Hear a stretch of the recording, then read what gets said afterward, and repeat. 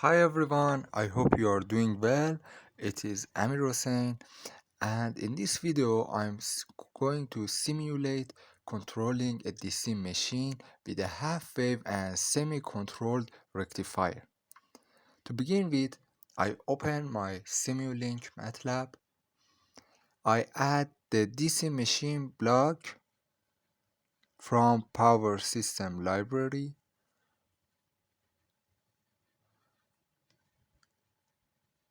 I add diode.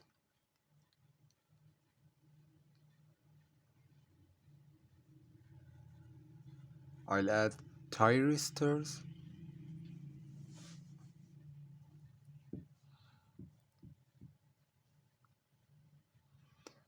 We need also an AC voltage source. So let's connect our circuit. I'll connect my blocks together. So in here we can change our machine characteristics. For example, we can set our mechanical input and change our field type to permanent magnet type. So we don't need to excite it dependently. And in here we also can change some parameters, and I change it by my preference because I'm considering one of the machine's characteristics. So in here you can change the variables by your preference.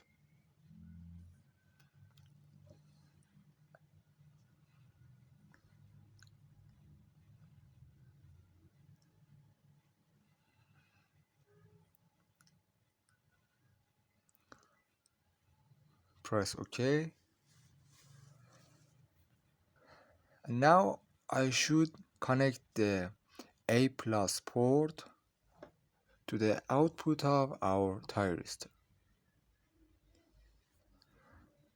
and A negative.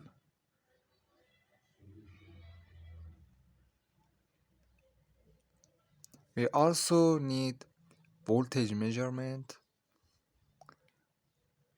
I set the peak amplitude to 311. That's because our RMS voltage is 220, and it should be multiplied by square 2 to reach the amplitude voltage. As you can see, it's 311.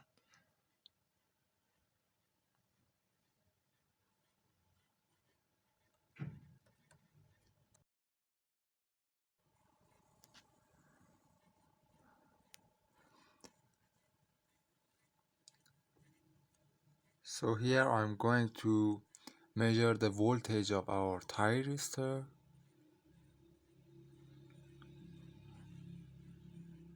And I also need a pulse generator to activate my thyristor.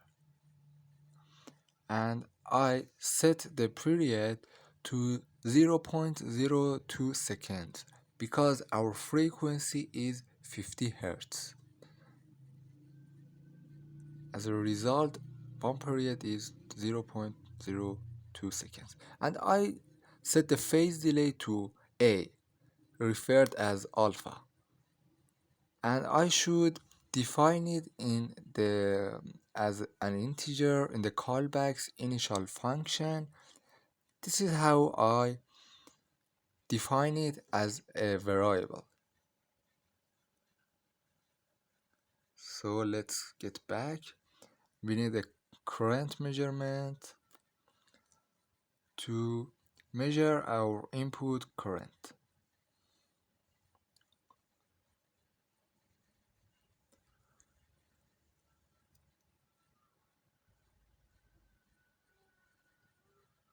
Another one to measure our output current, the current of our machine, inducing our machine.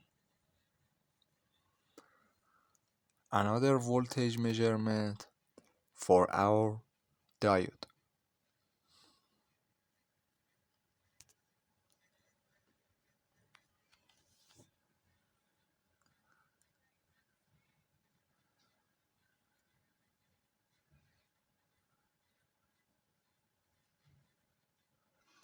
And since our voltage measurement is vice versa, I add a gain and set its value to -1.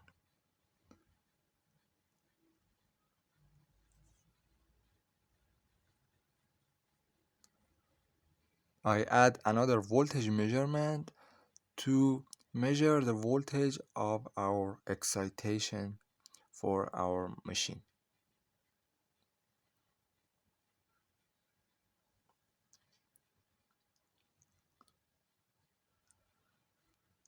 And here I add bus selector to observe the output of our machine, whether it is its speed, its current, its field current, or its torque. So here I just want to observe our speed, which is in radian per second. I'll add an scope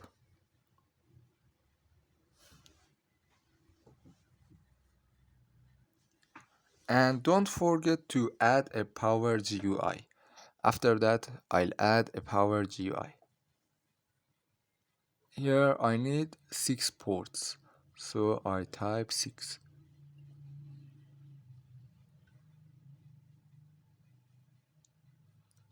First port is our voltage source, thyristor voltage, output current, our speed, our machine voltage, and the diode voltage. At the end of this video, I'll discuss each of the plot we observe in this scope.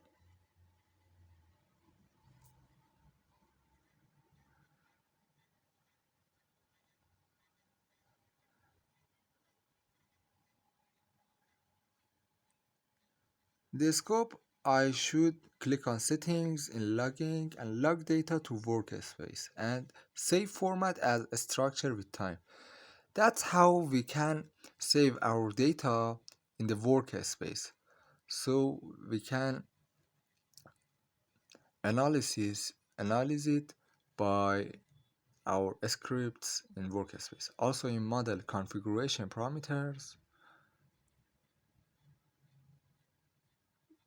import export, check this box, single simulation output. So now let's get back to our scripts. Now we should define the variables for our alpha.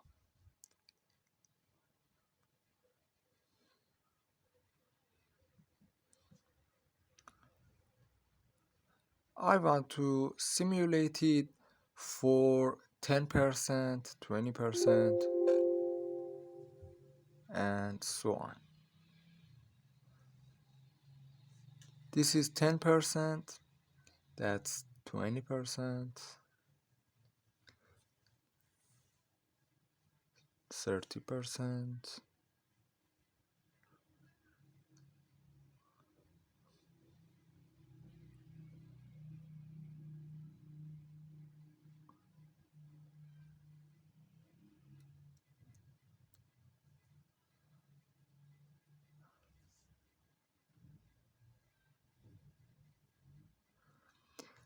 and the way I calculated this, because these are in seconds, our full cycle is 0.02 seconds. For example, for 36 degree, which is 10%, this is the way I calculate it. Multiply it to our full cycle and divide it to 360 degrees. So it will be 0.002 seconds.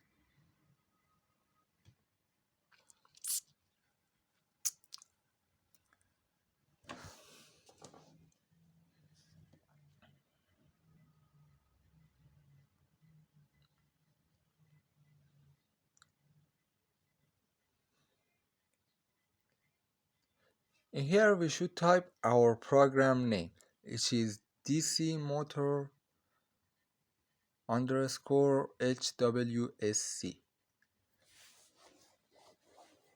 Be careful about the capitals, the underscores. It should be exact as the name of our program, our simulink program.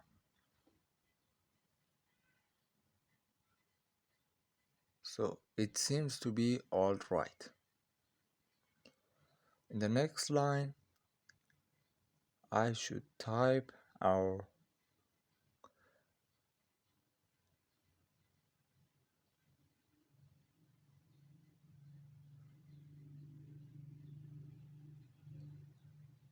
first measurement, our first signal is input current. So I name it as I in. In here, the name of our scope is scope data. I type scope data dot signals first. I want to see our first signal dot values. So this is the way we can have our first signal values. And for time, t equals scope data dot time.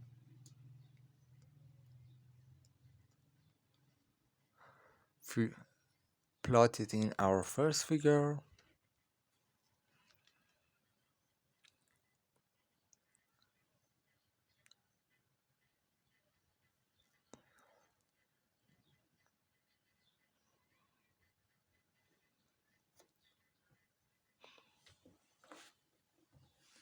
We do it for all of our signals, but we don't need to type it from scratch. We just need to copy and paste it and make some changes in some parts of our script.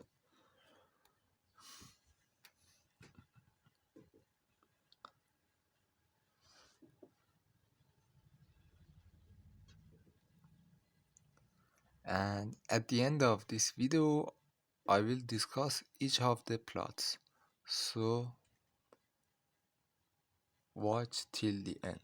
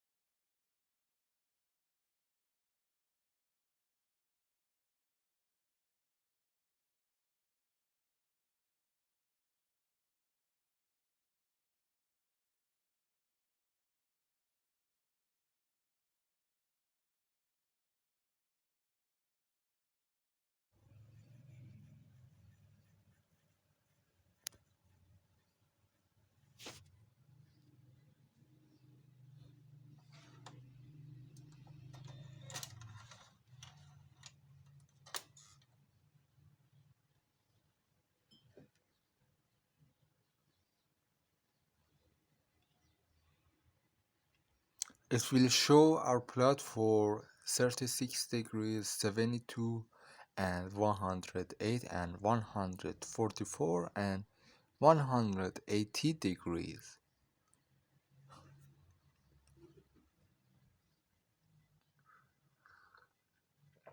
So let's solve this problem. This problem happened because I saved both my my simulink and script files in the same folder, and by separating them, this problem solved. And also I solved some other problems. For example, I added the power GUI and set the sample time to 2 microseconds, and the type is discrete. Don't forget that. And in here at the data import export, uncheck this box and delete the legends. It should be the legend. Okay, now let's run this program.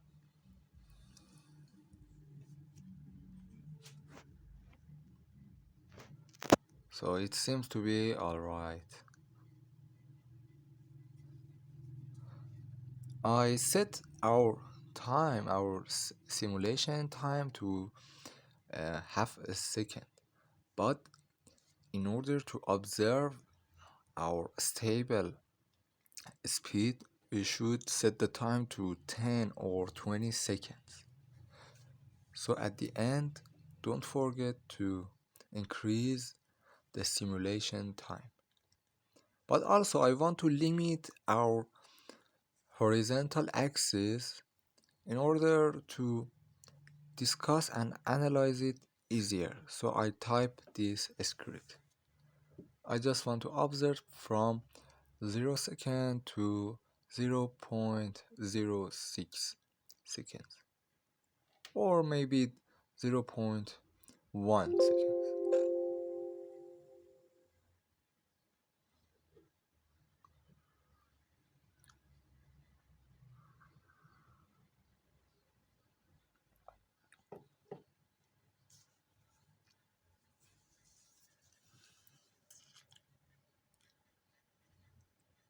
Oh, it's alright. I set it to 0.1 seconds so I can observe 5 cycles.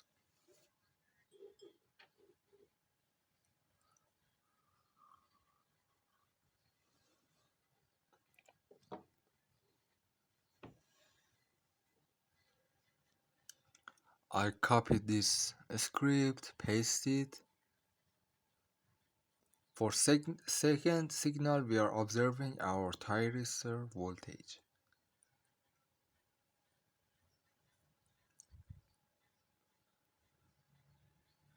Signal 2, figure 2, VTH, thyristor.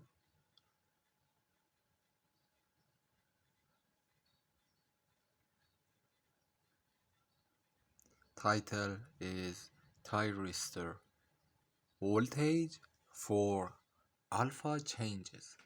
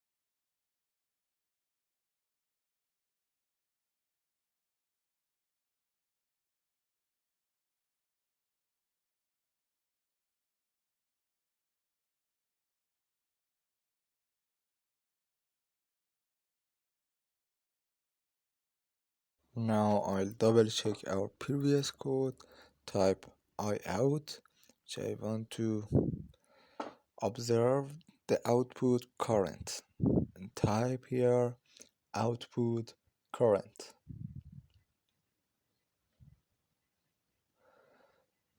Our vertical label is I out in amperes.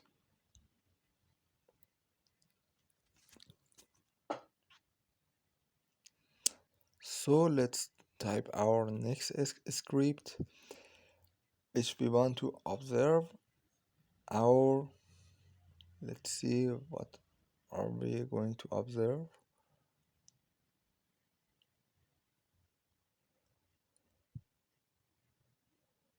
We want to observe our motor output speed.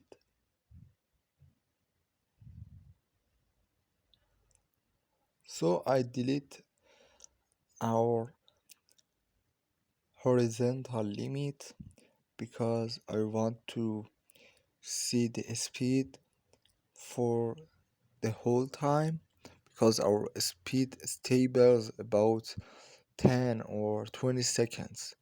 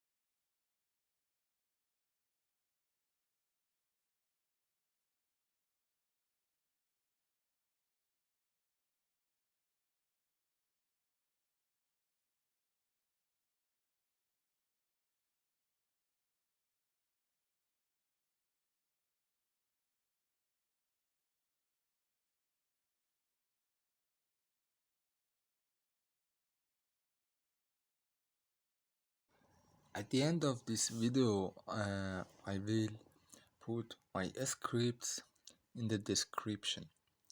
So you might need to speed up this coding part of my video, but don't miss the last part, which I discuss the plots. So let's run the program first in simulink, so our code transfers to workspace, and run it here.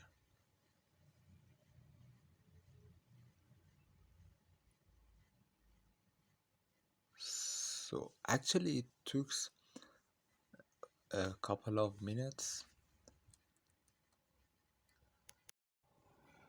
For the first plot, it's our speed. As we can see, by increasing the alpha, our speed has been decreased. That's because our excited voltage has been decreased, so as a result the output speed decreases.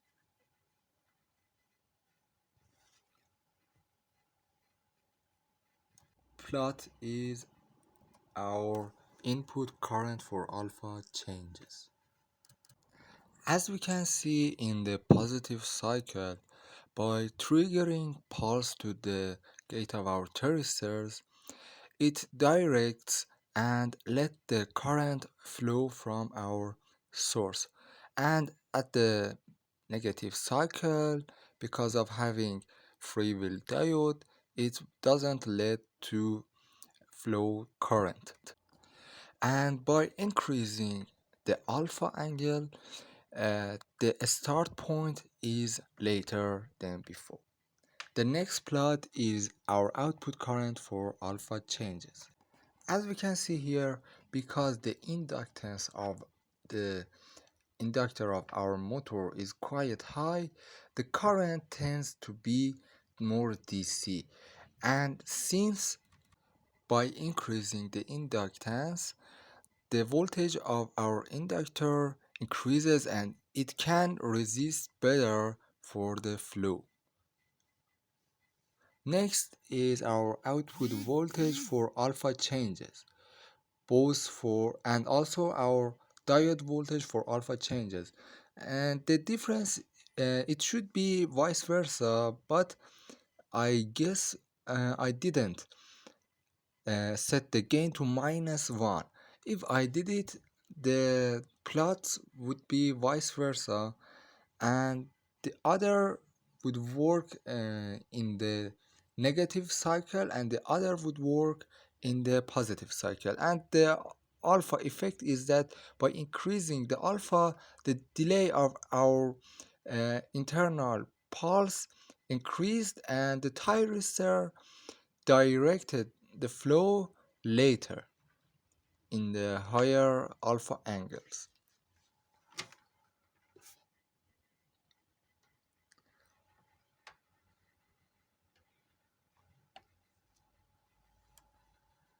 Next plot is thyristor voltage for alpha changes. And as it is so clear, by increasing the alpha, the thyristor directed the flow later.